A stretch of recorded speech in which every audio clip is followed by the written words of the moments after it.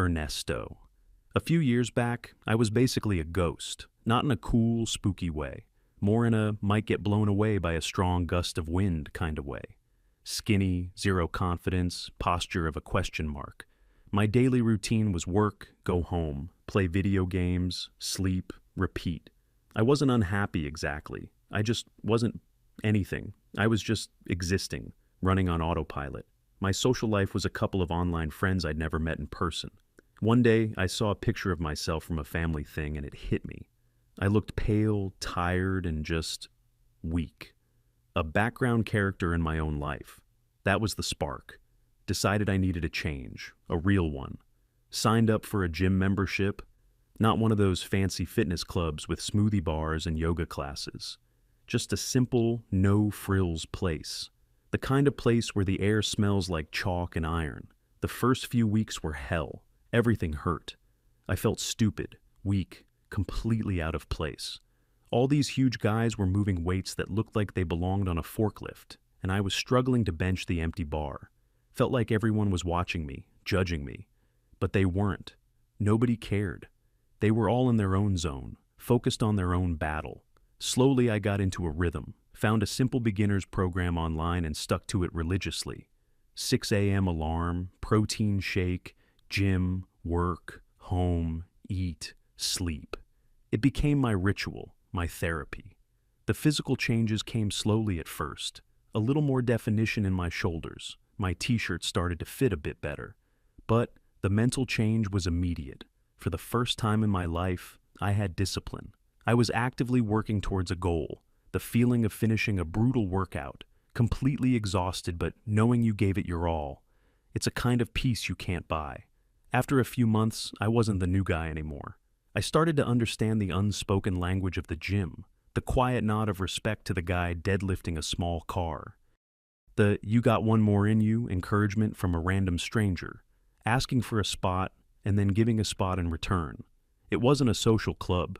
We barely talked about our lives outside those walls, but it was a community, a brotherhood forged in shared effort. We were all there for the same reason, to be better than we were yesterday. A year went by, then 2. I was a different person. I'd gained a solid 30 pounds of muscle. My posture was straight. I looked people in the eye when I talked. The gym had become my sanctuary, my constant. No matter how bad a day at work was, I knew I could go there and hammer it out on the weights. It taught me that pain can be productive, and that consistency is the only thing that brings real results. This newfound confidence started bleeding into other areas of my life. I was more assertive at work. I started going out more. And that's how I met Cassidy. It was at a coffee shop. I was just reading a book, and she sat down at the table next to mine. We made eye contact, a small smile, and that was it. We started talking. She was smart, funny, passionate about her beliefs. And beautiful, obviously. I was nervous, but I didn't let it show. I was calm. The gym gave me that. It taught me how to be comfortable under pressure. We hit it off immediately. I got her number. Our first few dates were amazing. She was fascinated by my discipline.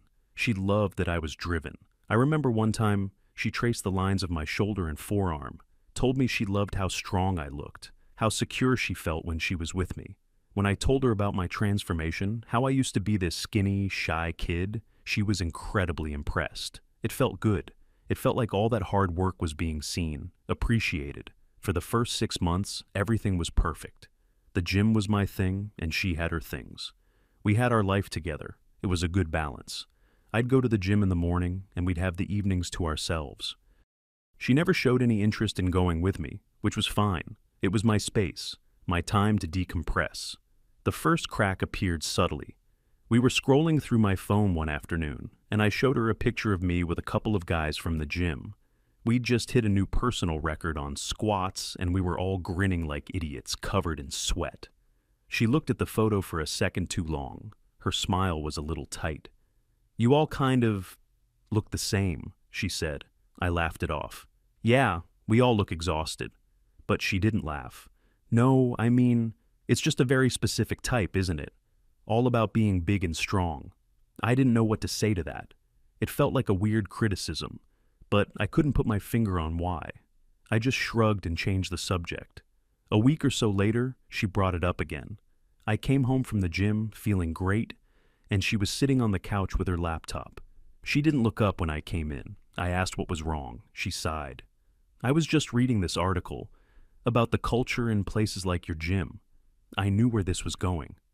It's such a breeding ground for toxic masculinity, she said, finally looking at me. All that aggression, the competition, the focus on brute strength, it's so primitive. I tried to explain. Told her it wasn't about aggression, it was about discipline. It wasn't about competition with others, but with yourself.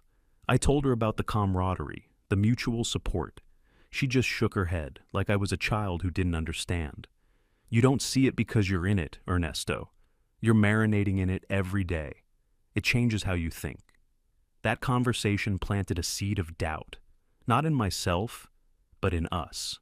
It felt like she was attacking a core part of who I was, the part I had worked the hardest to build. After that, the comments became more frequent. She'd call my protein powder steroid juice as a joke. If I was sore after a heavy leg day, she'd say, "Maybe your body is trying to tell you to stop torturing it with that patriarchal nonsense." It was death by 1,000 cuts. Every little jab was designed to make me feel foolish for my passion. Then she started trying to pull me away from my routine. "Could you miss the gym just this once? My friends are having a get-together. There's a really interesting documentary on tonight. We should watch it together instead of you going out." At first, I tried to compromise. I'd move my workouts around, go in later or on different days. But it was never enough. Every time I chose the gym, it was seen as a personal slight against her. It became a loyalty test, her or the iron. The arguments started getting worse. I'd come home, and the atmosphere would be thick with tension. She would tell me that my obsession was unhealthy, that I was neglecting our relationship for the sake of my ego. I tried to make her understand that the gym is what made me a better partner. It gave me energy, confidence, a positive outlet for stress. Without it, I'd still be that ghost I was before we met. The person she fell for was built in that gym. That was the irony she refused to see. She saw my strength, but despised the place where I forged it. One evening, we had the biggest fight yet. It started over something small. I was getting my gym bag ready for the next morning. She saw it and just exploded. It wasn't a normal angry outburst. It was a cold, calculated lecture. She told me that she couldn't, in good conscience, be with a man who so enthusiastically participated in a problematic subculture, that it was against her principles. She said the gym represented everything she was fighting against, an outdated model of manhood based on physical dominance. I was just standing there, gym bag in hand, feeling like I was on trial. I was being accused of something, but I wasn't sure what. Being strong, being disciplined, having male friends, it felt insane. I told her as calmly as I could that she was twisting something positive into something ugly because it didn't fit her worldview, that she was the one being rigid and judgmental. That's when she laid it out, the ultimatum. "I need you to choose, Ernesto," she said, her voice completely flat. "It's either that place or it's me." I was stunned into silence. I couldn't believe it had come to this.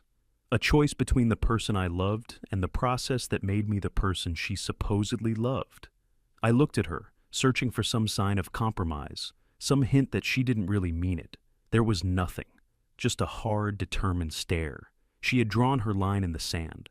I spent that whole night awake, turning it over and over in my mind. Part of me was furious. How dare she? How could she be so controlling, so blind? But another part of me was terrified of losing her. I loved her. I really did. I couldn't imagine my life without her. Our good times were so good. Maybe she was right. Maybe I was obsessed. Maybe I could find another way to stay in shape. We could go hiking, maybe take up running together. I started to rationalize her position. I told myself that relationships are about sacrifice. You give up parts of yourself for the greater good of the couple. My friends from the gym, they were great, but they weren't my life. Cassidy was. By morning, I had made my decision. I was exhausted, defeated. I found her in the kitchen, sipping coffee like it was just another day. I told her she was right, that she was more important, that I would quit. A slow smile spread across her face, a smile of victory. It didn't look like the smile of someone whose partner had just made a huge sacrifice for them. It looked like the smile of someone who had won an argument. That should have been my final warning sign. But I ignored it. I was too busy mourning a part of myself I had just agreed to kill. Later that day, I went to the gym, not to work out, but to cancel my membership. It felt like a walk of shame. The guy at the front desk knew me. He asked if I was moving. I just mumbled something about being too busy and slid the cancellation form across the counter. I saw a few of my gym buddies. They waved. I just gave a weak wave back and hurried out before they could talk to me. I felt like a traitor. Driving home, I threw my gym bag in the back of my closet. I felt hollow. That night, Cassidy was ecstatic. She cooked my favorite meal. She was more affectionate than she'd been in months. She kept saying how proud she was of me, how I had made the mature choice. She told me this was a new beginning for us. We could find new hobbies, things we could do together. For a week or two, it felt like she was right. The tension in our apartment was gone. We were getting along. We started going for long walks in the evening. It was nice, but it wasn't the same. It didn't give me that same release, that feeling of pushing my limits. My body, so used to the 6 a.m. routine, felt confused. I'd wake up early, full of energy, with nowhere to put it. I started sleeping in later. The first month passed. The walks became less frequent. It started getting colder, and Cassidy didn't like being out in the chill. She suggested we try some home workout videos. We did it twice. She complained the whole time, and it felt more like a chore than a workout. So we just stopped. Our evenings became standardized. Come home from work, decide what to order for dinner, sit on the couch and watch TV until we went to bed. The discipline I had built over years began to erode. Without the anchor of my morning gym session, my whole day felt adrift. I started eating more junk food. Why not? I wasn't training for anything. The physical changes started subtly. The sharpness of my muscles began to soften. A thin layer of fat started to accumulate around my midsection. I told myself it was fine. It was normal. This is what happens when you're in a comfortable relationship. But I didn't feel comfortable. I felt dull. The energy that Cassidy had supposedly loved so much was fading. I was more tired, more irritable. I didn't have that physical outlet for my stress and frustration anymore. It all just stayed inside me, simmering. Cassidy didn't seem to notice at first, or if she did, she didn't say anything. She had gotten what she wanted. I was home more. I was completely hers.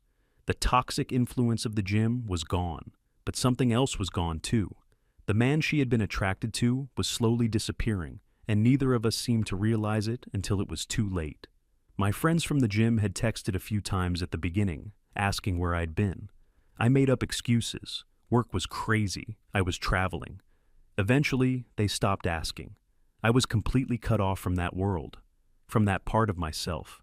It was just me and her, in our quiet apartment, watching the glow of the television screen. I remember looking in the mirror one morning after about 3 or 4 months. I didn't recognize the guy looking back at me. His shoulders were slumped. His face was puffy. The fire in his eyes was gone. He just looked deflated. And for the first time, a cold, hard knot of resentment started to form in my stomach. I had done this for her, for us. But in the process, I was losing myself. I tried to bring it up with her once. I told her I was feeling sluggish and unhappy. I suggested maybe I could go back to the gym just a couple of times a week. Her face immediately hardened. "We've been over this, Ernesto. Are you saying you're not happy with me?" She twisted my words, making it about her, making me the bad guy. It was emotional blackmail, plain and simple. So I dropped it. I buried the resentment and tried to pretend everything was okay. But the foundation of our relationship had a crack in it, and that crack was getting bigger every single day. It was building up to something. I could feel it in my gut. The final conversation was coming, and I was terrified of it, so I dropped it. I stuffed the feeling down and went back to the couch. The months that followed were a long, slow, downward spiral. It wasn't a sudden crash, more like a leaky faucet. A constant drip, drip, drip of my former self draining away. My body continued to change. I had spent years building a physique I was proud of. Strong, functional, healthy. Now, I was watching it deconstruct in slow motion. The discipline of the gym had controlled my diet. Now, without that goal, the floodgates were open. Pizza on a Tuesday? Sure. Ice cream before bed? Why not? Cassidy encouraged it at first. She called it living a little and not being so rigid. But then my clothes started to get tight. First it was my jeans. Then my shirt started to pull across the stomach. I remember one morning trying to button up a shirt I used to love. The buttons were straining. I felt a flash of shame. I took it off and grabbed a looser one from the back of the closet. My wardrobe started to consist of sweatpants and oversized hoodies.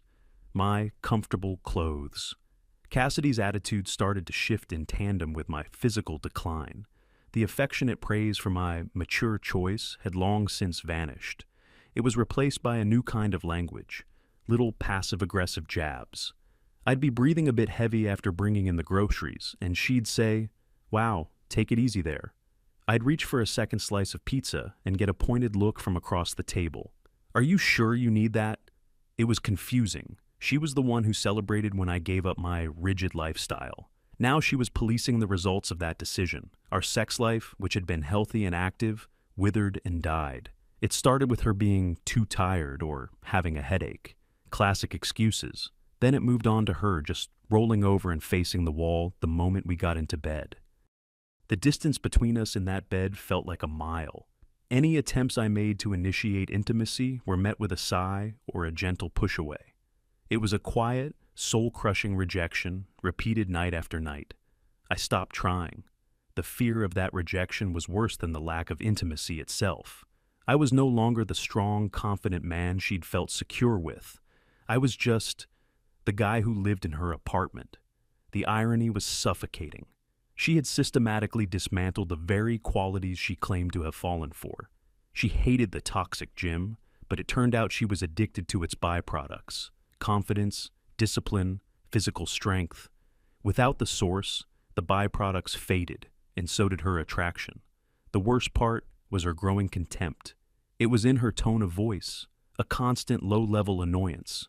The way she'd ask me to do something, like take out the trash, sounded less like a request and more like a command to a lazy subordinate. She stopped looking at me when I talked. She'd just stare at her phone or the TV, giving one-word answers. Our conversations, which used to be lively and engaging, were now purely logistical. "Did you pay the electric bill? We're out of milk." My mom called.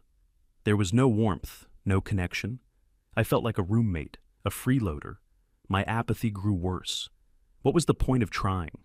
I had no energy, no motivation. I'd come home from work, and the sheer effort of thinking about what to do for the rest of the evening was exhausting. So I'd just collapse on the couch. The TV became my best friend. Endless hours of scrolling through streaming services, not really watching anything.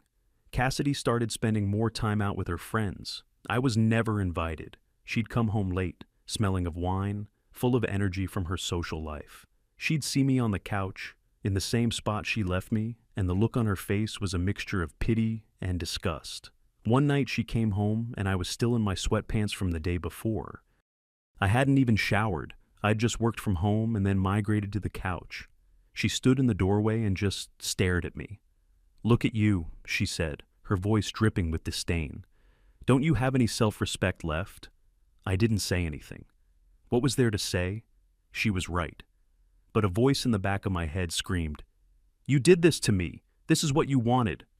I said nothing. I just took the verbal punch and continued staring at the screen. The man she was yelling at was a stranger to me, too. The Ernesto who woke up at 6 a.m. to go lift heavy things would have never let himself get like this. That Ernesto had standards. He had pride. This new version of me had nothing. I had traded my armor for her approval, and in return, she had left me defenseless and then stabbed me for being weak. Her complaints became more direct. "Why don't you ever want to do anything? We never go out." I'd suggest something, like going for a walk, and she'd find a reason not to. "It's too cold," or "I'm not in the mood." The real reason was that she was embarrassed to be seen with me. I had become an accessory that no longer matched her outfit. The final nail in the coffin came on a completely ordinary weeknight. It had been about 8 or 9 months since I'd quit the gym. We were on the couch, in our usual positions, miles apart. She was scrolling through her phone, that endless hypnotic thumb flick. I was half watching some bland reality show. Silence had become our default setting. Suddenly, she stopped scrolling. She angled the phone screen slightly away from me, but I could still see the reflection in her eyes. It was a video of some fitness influencer, a guy with perfect abs doing some ridiculous workout on a beach. She let out a soft, involuntary sigh. It was a sound of longing, of desire. It was a sound I hadn't heard from her in a very, very long time. She must have forgotten I was there, or just didn't care anymore. Without looking up from the phone, she said it, the words that would change everything. God, I wish you still looked like that. Remember when you had drive? You've just gotten so soft.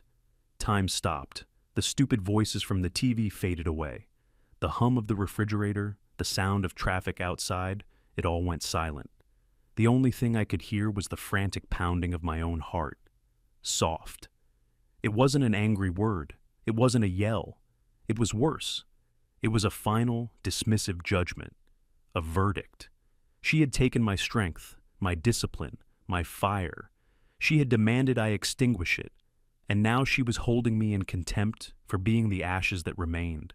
Everything became crystal clear in that moment. It wasn't about me being toxic. It was never about her principles. It was about control. She wanted the benefits of my hard work without allowing me the process it took to achieve them. She wanted a lion, but one she could keep in a cage in the living room. And when the lion stopped being a lion, she lost interest. I didn't get angry. I didn't yell. A strange, cold calm washed over me. The resentment that had been simmering for months didn't boil over. It solidified into a block of pure, hard ice in my gut. I looked at her, really looked at her, for the first time in months. She was still staring at the phone, lost in a fantasy of a man who wasn't me, the man I used to be. I realized in that second that I didn't love her anymore. I don't know when it happened. It had been a slow death, but her words were the official time of death announcement. The person I had loved wouldn't have done that, wouldn't have been so casually cruel. Or maybe she would have. Maybe I was just too blind to see it. Quietly, I stood up from the couch. The movement was so sudden it startled her. She finally looked up from her phone, a flicker of annoyance in her eyes. "What are you doing?" she asked. I didn't answer. I walked down the hall to our bedroom and went straight to the closet. In the back, under a pile of old blankets, was my gym bag. It was covered in a thin layer of dust. I pulled it out. The sound of the zipper opening was shockingly loud in the quiet apartment. Inside, everything was as I had left it. My lifting shoes, my worn-out gloves, my water bottle. It felt like unearthing a time capsule, a relic from a past life. Cassidy appeared in the doorway of the bedroom. Her arms were crossed. The look of annoyance had been replaced by confusion with an undercurrent of dawning suspicion. "Ernesto, what's going on? What are you doing with that?" I finished zipping up the bag and slung the strap over my shoulder. The familiar weight felt good. It felt right. I turned to face her. I looked her directly in the eye, and for the first time in a long time, I wasn't intimidated. I wasn't afraid. I felt nothing but a cold, liberating clarity. "I'm going to the gym," I said. My voice was steady. It didn't waver. It was the voice of a man who had just made a decision he would not be talked out of. Her face went through a rapid series of emotions. Confusion, then anger, then a flash of panic. "What? No. We talked about this. You promised," she said, her voice rising. "You can't just decide to go back to that toxic place." I took a step towards the door, and she stood in my way. I stopped a few feet from her. "You were right," I said, and her face softened for a second, thinking she was winning. "The man you fell for spent 2 hours a day in that toxic place. It made him strong. It made him confident. It gave him drive." I let the words hang in the air for a moment. "I gave that up for you," I continued, my voice still perfectly calm. "And you've spent the last 6 months showing me nothing but contempt for the result. You hate the man I became to please you." Her mouth opened, then closed. She had no argument. She knew it was the truth. "I'm not making that mistake again," I said. "I'm choosing myself this time." I moved to walk past her. She reached out and grabbed my arm, a desperate, panicked gesture. "Don't do this, Ernesto. We can fix this. I didn't mean it." I looked down at her hand on my arm, then back up at her face. Yes, you did, I said. I gently removed her hand from my arm. I walked out of the bedroom, down the hall, and to the front door of the apartment. I could hear her following me, her pleas turning into sobs. Please don't go. We can talk about it. I paused with my hand on the doorknob. I didn't turn around.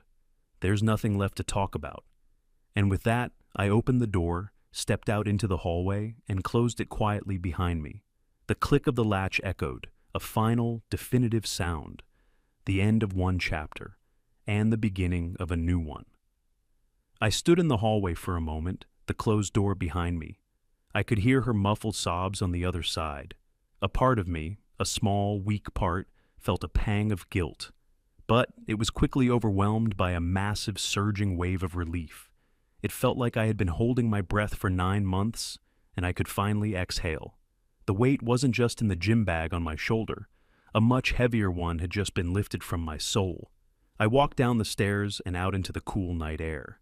I didn't have a plan, I just started driving. My old gym closed at 11 p.m. I glanced at the clock on my dashboard. It was 9:30.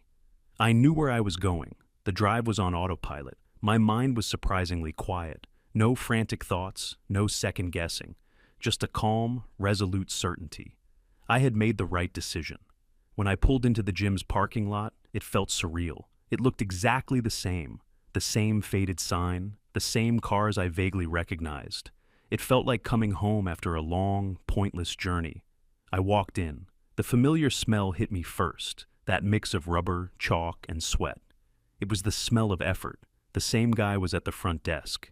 He looked up, his eyes widened a little in recognition.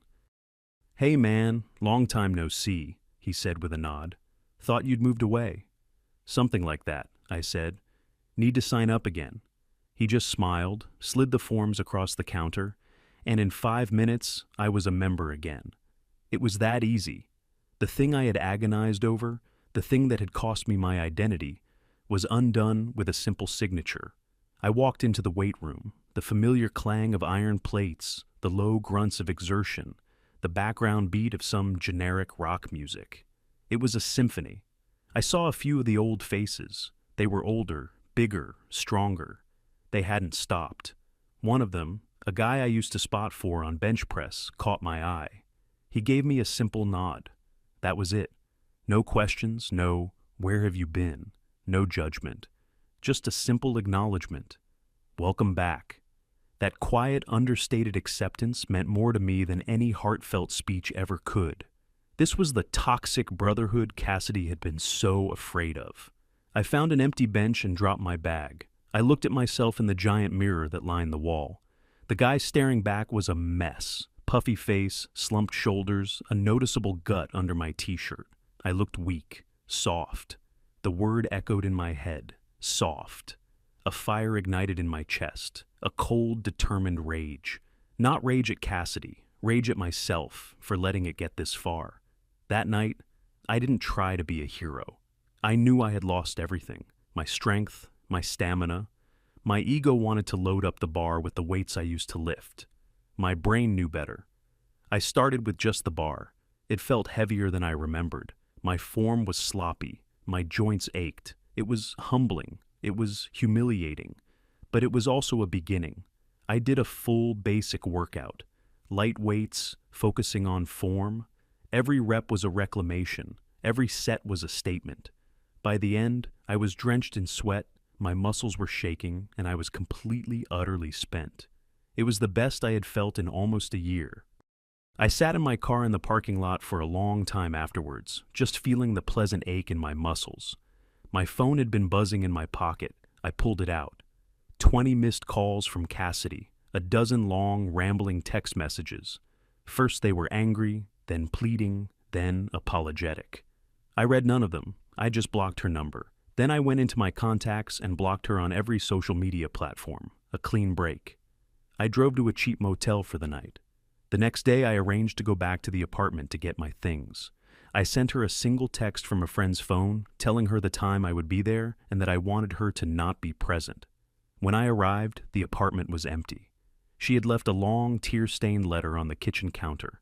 I picked it up, folded it without reading it, and put it in my pocket. I packed my clothes, my books, my few personal belongings. The whole time, I was moving on autopilot. I didn't feel sad. I didn't feel angry. I felt nothing. The apartment was no longer my home. It was just a place filled with bad memories. As I was about to leave, I saw the letter on the counter where I'd put it.